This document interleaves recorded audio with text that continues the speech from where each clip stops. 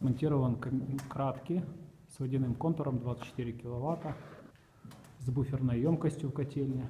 Вот начали растапливать камин. У нас включился первый насос на автоматике управления. Вот. Здесь у нас дымоход пошел.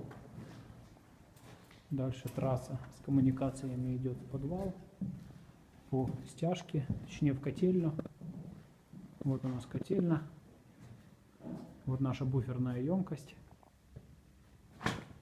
которую нам нужно нагреть, чтобы она уже выгружала тепло в систему отопления. Вот здесь все узлы, вот наш теплообменник стоит. Теплообменник.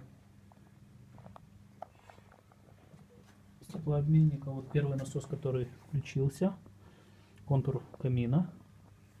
Второй насос, контур системы отопления еще не включился, так как еще недостаточно температура.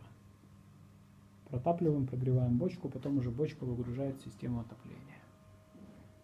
Самая эффективная система с аккумулирующей емкостью.